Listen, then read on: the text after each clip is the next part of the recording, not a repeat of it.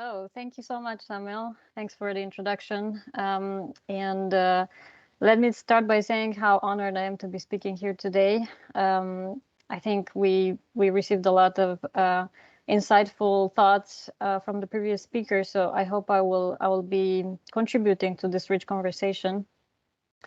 Let me start by saying that from the previous interventions, it seems that we are all completely aligned on the fact that business as usual in agriculture and generally in food systems is not a valid option in the context of climate change. We see severe weather events and global crises like the COVID pandemic showing us that the current food systems are highly vulnerable to this kind of threats. Smallholders and agri-enterprises in developing economies are already the most impacted by these changes, but they're also the least capable of addressing them on their own.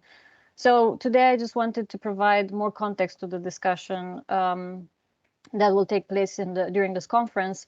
And the context will be on the state of climate finance globally across sectors, but then with the focus on climate finance for agriculture and some insights into how this is reflected into climate finance for small-scale agriculture in Africa.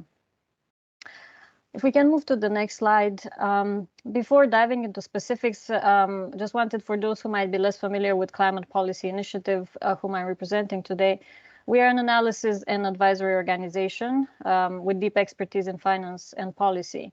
CPI is known as a leader in tracking sustainable investment trends, in identifying innovative business models, and in supporting the solutions that can drive a transition to a low carbon and climate resilient economy. Next slide, please. Our flagship report focuses on tracking climate financial flows. And when we talk about climate finance, we include funding that aims to reduce emissions, as well as reducing vulnerability and increasing the resilience of human and ecological system to the negative impacts of climate change.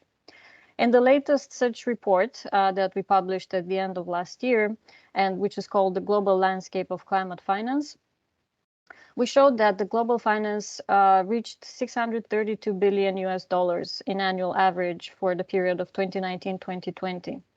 And as you can see on this slide, this average amount is a record high when we look at the decade, so from 2011 until 2020. On the next slide, please.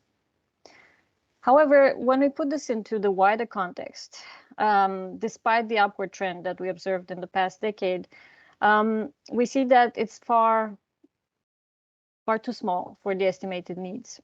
And these estimated needs are placed around 4.5 or 5 trillion annually. And you can see this represented on the slide. The small blue square represents the climate finance that we tracked, so what has been invested.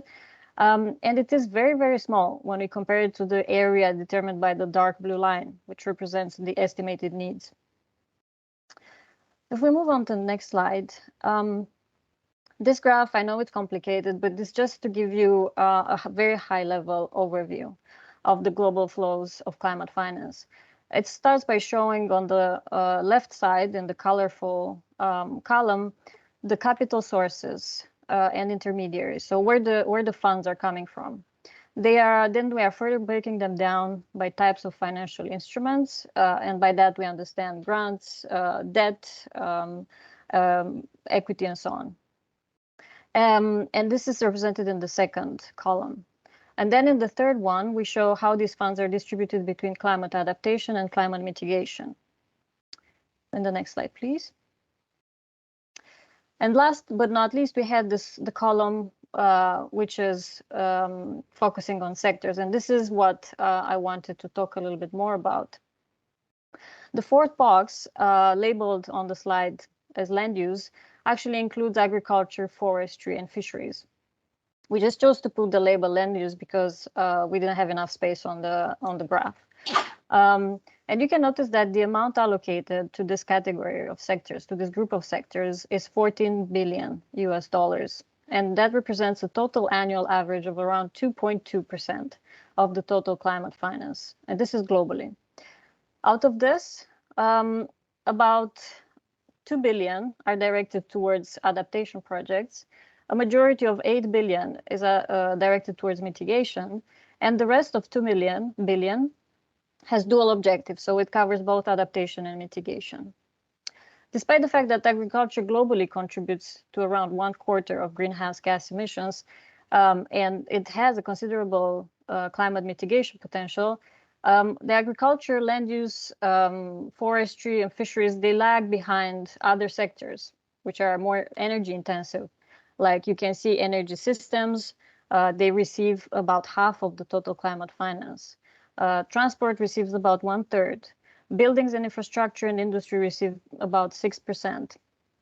So in general, this is to say that in general, when we look at climate finance, agriculture, land use, forestry, fisheries, they are underfunded compared to other sectors.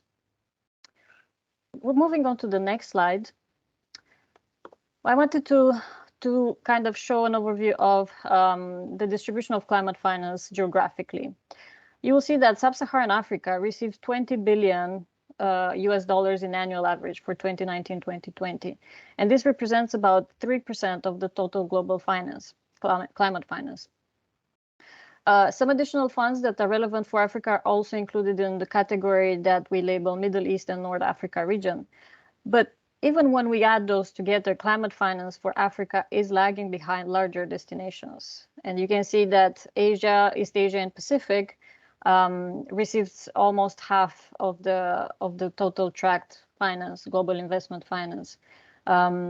And also more economically advanced regions like Western Europe, the United States, and Canada, they also receive very large proportions.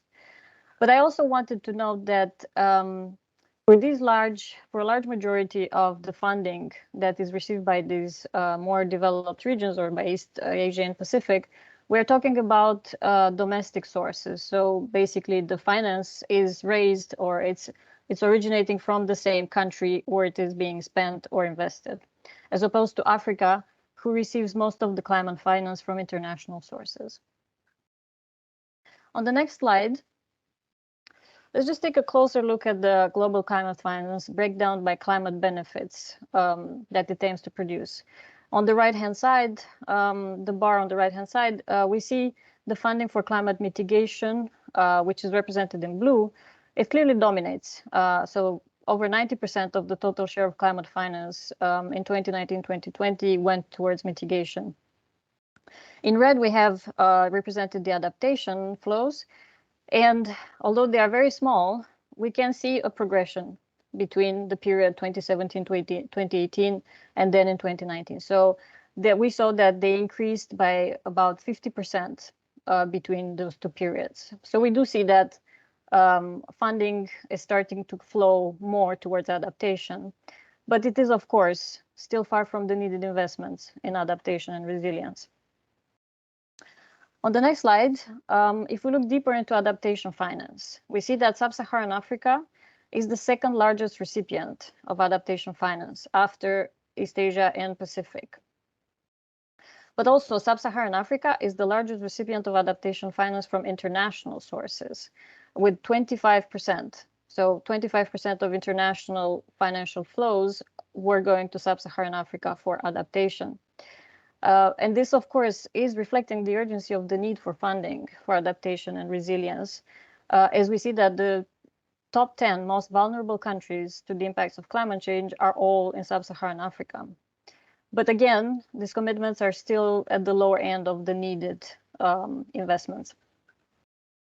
Moving on to the next slide, I just wanted to talk about the separate research that we conducted at the end of 2020, wherein we took a deeper dive into climate finance for small-scale agriculture, which, as we know, is prevalent in developing economies across Sub-Saharan Africa, Southeast Asia, and Latin America. And for this study, we looked at data covering the years 2017 and 2018. And I just wanted to say that we define small-scale agriculture as the whole complex system of actors that operate around small-scale producers. We consider small-scale producers to be individual farmers and their households, whether they are landowners or they are not landowners. Then the actors operating around smallholders included in our study cooperatives, farmers associations, but also value chain actors like agri-entrepreneurs and other businesses that support agriculture production by providing services, product aggregation, and market linkages. So we've considered all these actors to be part of the small-scale agriculture, and we considered all of them to be final beneficiaries of financial flow. So this is how we mapped them out in our study. And now to get into the results of the study, we found that only 1.7% of the global climate finance for 2017-2018 were directed towards small-scale agriculture in developing nations. This is equivalent to around 10 billion US dollars. And this is represented by the two green squares on the left-hand side graph.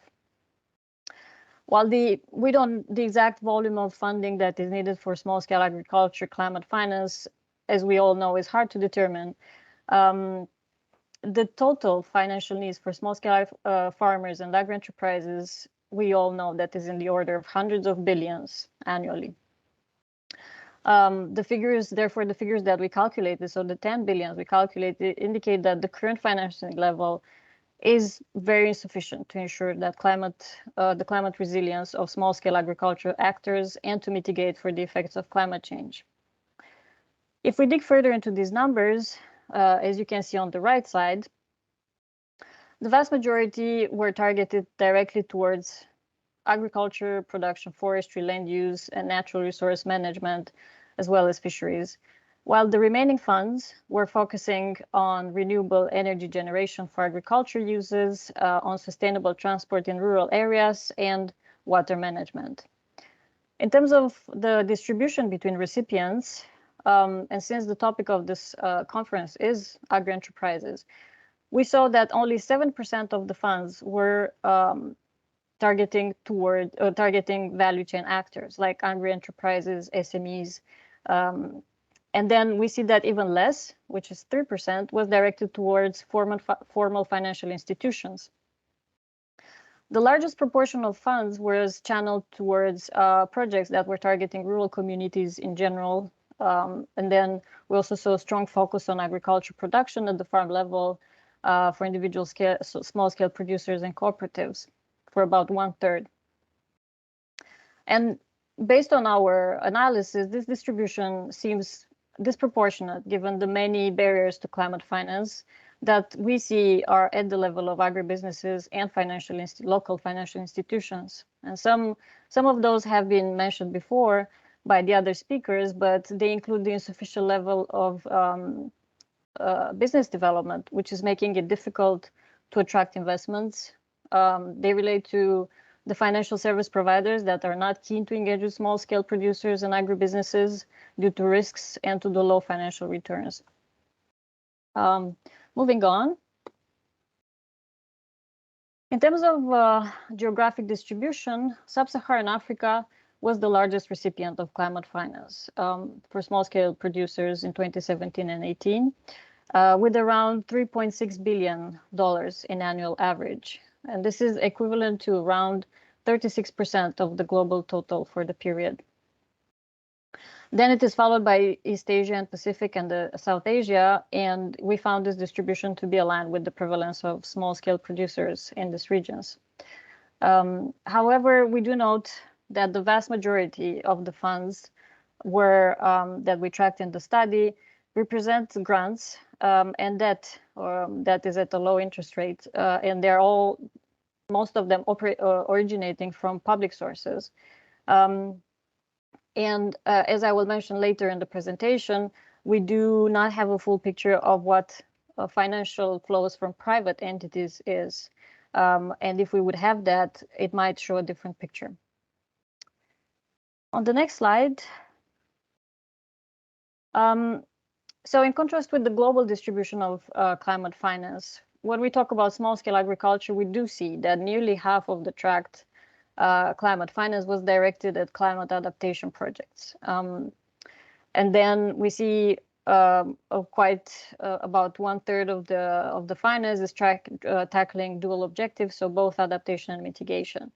And then only 21% is going towards mitigation activities, which is kind of aligned with the discussion that the speakers were having before, when talking about how much the agriculture in Africa, for instance, is contributing to climate change. So how much should we invest in mitigation as opposed to adaptation? So this is, we find this is a quite balanced distribution. On the next slide, as I was alluding before, while the findings that I presented rely on what we call the most comprehensive data that we have at the moment, we are still confronted with major data gaps. For agriculture, forestry, land use, and fisheries, we lack data on private sector investments, as well as the funding that is deployed at domestic level. And you can see this represented in this on the slide. Basically, we have little to no information when we talk about private finance towards agriculture and at domestic level. And that is not the case for all the sectors. Like, again, for energy systems or transport or buildings and infrastructure, we have much more data. And why the situation is like this? So what we've seen is that this is due to largely to a lack of standardization of data collection and the reporting from private investments, which mostly don't distinguish between the climate finance components from the other part of the funding. Other factors that we see are contributing to the private sector data gap for the sectors are related to confidentiality clauses and the absence of incentives or regulations making such disclosures mandatory.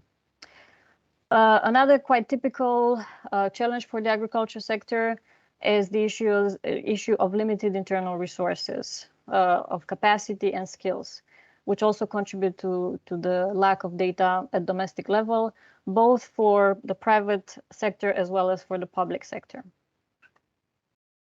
On the next slide. Daniela, just before you get to your concluding remarks, you've provided us with very alarming figures. We see that a huge amount is going into mitigation, very little amount going to adaptation. Africa receiving very, very small amount of these monies. I don't know within your research if you've been able to not only define it by sector, but also by region. Globally, sub-Saharan Africa, but also the huge amount going to adaptation. There's also what we call the REDD+ mechanism, which most African countries embrace it, reducing emissions from deforestation and forest degradation, REDD+. We have countries like the DRC, who are amongst the first countries that have gone into the last phase, the payment phase of that program. I don't know whether your research got into those nitty-gritties of seeing where the funds are going, and because a very comprehensive REDD+ project would definitely address drivers of deforestation. We talk about a small-scale agriculture. Could you give us a bit of light on that, Daniela? Yeah, so when we talk about land use, agriculture, forestry, we do include deforestation, afforestation, financial flows. We get the data from the OECD database, most of the data relating to agriculture, to the whole sector, what we call AFOLU, so agriculture, forestry, land use, and we also include fisheries in there. So we get our data from the OECD, who is tracking and receiving reports from all the development financial institutions and member states. So I'm not particularly confident or sure if we track exactly the commitments that you were talking about. But I would be interested to hear more about that, maybe in a separate discussion, and see if the data could be included. And also, you talked about a lack of private sector data. Does that include funds coming through voluntary carbon markets? Is that what you mean? Because we know that also in Africa, we have very, very few, because of the question of smallholders not having rights to land.